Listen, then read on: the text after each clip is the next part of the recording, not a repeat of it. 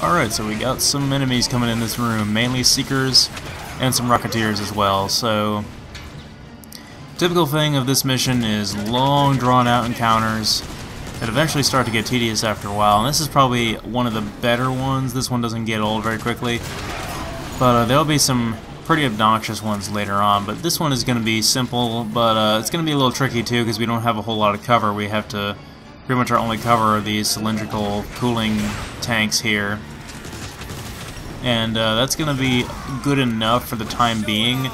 But later on we're going to get some brutes, and that's when it's really going to start to show that, you know, that's really not a whole lot of cover. But right now we're just picking off these Rocketeer scouts with our photon burst rifle. And then I'm running out of ammo here for my rocket launcher, so eventually I'm going to pick up this X-12 Scrapmaker over here. Try to make use of these last 3 rockets.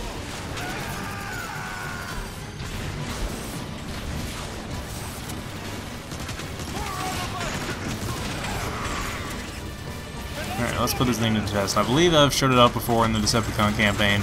This is the first time I'm really getting to use it in the Autobot campaign. I don't know what it is about this weapon, but it seems like they really hold off on spawning it too much until later on in the game with both the campaigns. Boom! Airborne grenade. That was pretty cool. I'm amused by little things like that. Anyway, the X-12 Scrapmaker, the Seekers themselves actually wield it, and you can see them hover in the air and use it occasionally. And I suppose if you're going to try to benefit from the boost of the damage boost of the hover ability, then you'd want to use the X-12 Scrapmaker. That's what you do in multiplayer anyway, because the soldier class is both of them. But the scientist has neither of them, so I don't know why they made the Seekers have this ability and weapon combination. There's a demonstration of the shockwave ability there. I think that's the first time I've used it as an Autobot character as well. Another one of the reasons why I just love Silverbolt in this mission. But yeah, the X-12 Scrapmaker, it's decently powerful, and its fast rate of fire means you can deal with brutes pretty fast if you can get the opportunity to hit them in the right spot. And here to demonstrate that is our volunteer brutes right now. 2 of them are being uncooperative and carrying turrets instead of their regular shields, so we're going to have to deal with them the old-fashioned way. As for this guy here, who is doing a good job of covering his friend with his shield, we're going to have to be clever and sneak around over here to the back. And this is a nice little area you can go to, and you can get up here pretty quickly because of the speed of your jet mode. Come up here, grab some health, and try to hit these guys from behind. Luckily that brute went down when he did, because you have even less cover up here. But here we go. There's a good demonstration of how the X-12 Scrapmaker can just annihilate brutes if you hit them at the right time. I believe I also got lucky like that in the second to last mission of the Decepticon campaign as well, so this seems to be a trend. But another thing you can do in a lot of these encounters, as I did with the Cloakers earlier, is just sort of float around and shoot rockets at them in your jet mode, but that's not really a good idea against these guys with the turrets, because obviously you won't be able to take very much damage in your jet mode, and these guys are pretty powerful. But I got pretty lucky here and managed to kill him with only losing a single bar of health. And I suppose we could take his turret, which I obviously do right here, but it's not really recommended because you won't be able to have it for very long if we're going to end up using our vehicle mode, which we will here in a second. And there's an achievement in this game, I may have talked about it in the previous video, where you fly through this coolant tunnel coming up here in less than 23 seconds. And I believe, I'm not sure how it exactly works, like when the timer actually starts. But it's this section right here. You have to fly through this and get all the way to the end in less than 23 seconds, and it's pretty hard to do, especially if you don't know the path or if you get hung up on some debris like that. But it's always something you can load this mission from that checkpoint and just try it again immediately if you fail. So you don't have to worry about getting that the first time through, and as you can see, it can be pretty disorienting in here, so you can do it several times to get the pattern down. But before I left, I picked up the null ray again because I definitely don't want the X-12 Scrapmaker for this encounter right here. And right here you would get the achievement if you were fast enough, but I wasn't. But I've already gotten the achievement anyway. This encounter is going to have a destroyer in the middle and a bunch of snipers around the outside, which is the main reason why I picked up the null ray. And there's some more weapons and grenades over here, but I've already picked up some thermal mines, so I don't really care to look at those. And right now we have the element of surprise, but this is going to be another one of those really annoying encounters that's going to drag on forever if we have to be as patient as we do on hard. The nice thing about it is we have all these upper levels here we can just fly over to with our jet mode and go and take out these snipers from behind if we want to and sort of steal their perch from them. And they're extremely weak as usual. But the destroyer is going to be a little bit more difficult. We're going to sort of save him for last. There's also going to be some brutes down there. We can get lucky and hit the brutes in the back with the null ray, but it's pretty tricky because you only have a couple of opportunities to hit them. Your other allies should keep them fairly distracted, but really their main focus is going to be distracting the destroyer and hitting him from behind.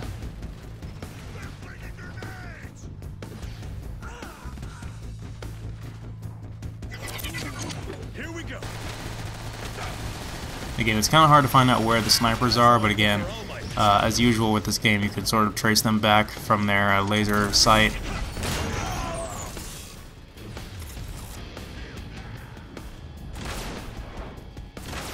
The null ray really doesn't do all that much damage to this guy, even if I'm hitting him in the head. So we may have to get nasty and come up behind him with our jet mode and hit him in the back with our machine guns. But even that is kind of hard to do because he turns around so fast. Anyway, we kind of need to hit him in the back as usual, because that helps knock off his armor faster. There we go. Now we can finish him off.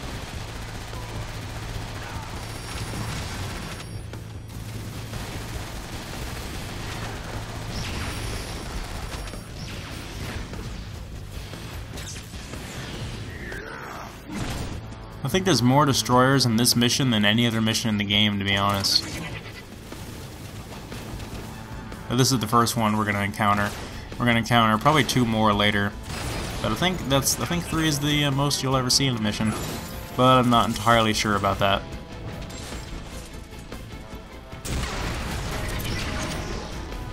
Now we can deal with those brutes, and the brutes with the hammers are pretty much defenseless against us in our jet mode, with one exception, and that is that they have some homing missiles that are mounted on their arms, which they can occasionally use to hit us while we're in the air. So if you see that missile inbound thing, that is actually coming from the brute, despite the fact that they are usually exclusively a melee fighter. They do have those rockets, so they're pretty well prepared. But either one of our vehicle weapons is pretty good against them, but preferably the machine gun because it fires faster and we can hit them in their weak spot. I'm not sure if I fought many brutes as Starscream earlier. I really don't think I did.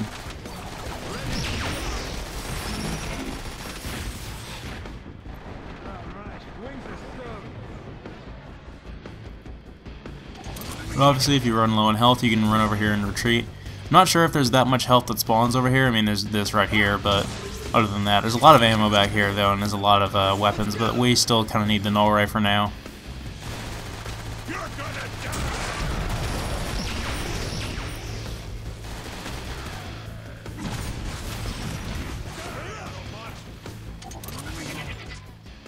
Another thing that kind of bothers me with this game is that's just kind of a pet peeve of mine, is how much time is wasted fighting these brutes, and it's not really a problem with how they were designed. It's just a problem of you not getting lucky enough to hit them in time.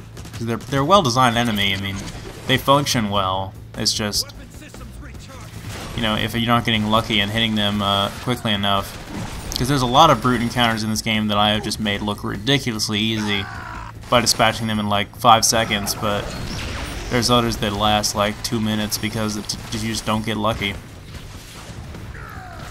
But there's nothing wrong with that. We defeated them nonetheless.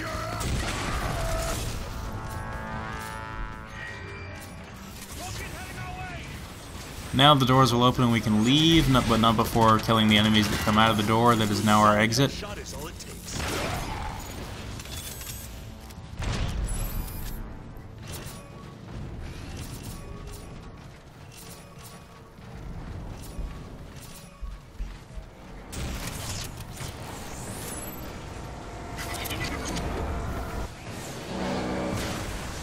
Now right here, there's going to be some more enemies in this area, I think. I don't remember. Yeah, there's a couple enemies down there. I just skipped right past them though, because you really don't need to fight them at all. So why bother? Right here, we're probably going to want to take cover down here as best we can, because there's some enemies up here that we can just go ahead and snipe from down here. There's another X12 scrap maker up there if we want it, but we don't at the moment.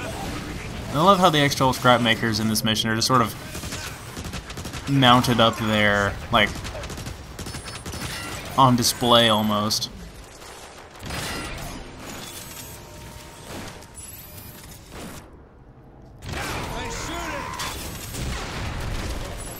But yeah, no way, that's the way to go. Dispatch these scouts really quickly.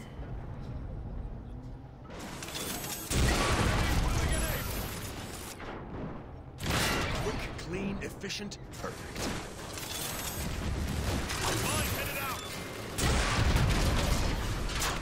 These thermo mines are not really as useful as I thought they were going to be, because there's not really a whole lot of times we can get up close to these guys, and we already skipped fighting all the brutes. So, but there might be an opportunity later where we have to fight something big. Weapons overheated.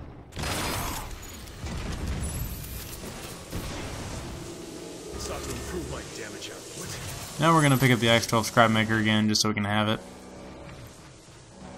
And the null ray would probably be more useful, but despite my better judgment, I'm going to carry around the X12 scrap maker so I can show it off more. Now in this area, we're going to get attacked immediately as we enter in here.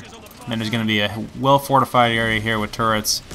And the best thing to do, in my opinion, is just to come up here on top of this random cylinder, this random pipe of what looks to be dark energon or whatever, and just snipe the guys out of the turrets from up here. Because you have access to both sides, and you have you're safe from the turrets. I don't think they can hit you up here. But yeah, photon burst rifle, still the way to go. We've had it since the beginning of the mission, and we're going to keep having it. And the best reason to come up here, obviously, is that overshield right there.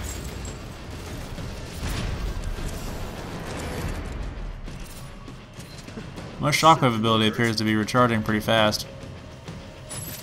And right here we have some switches to flip. Always fun.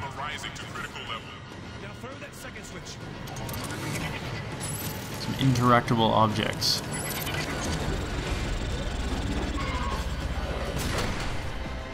I believe we can destroy this now. There we go.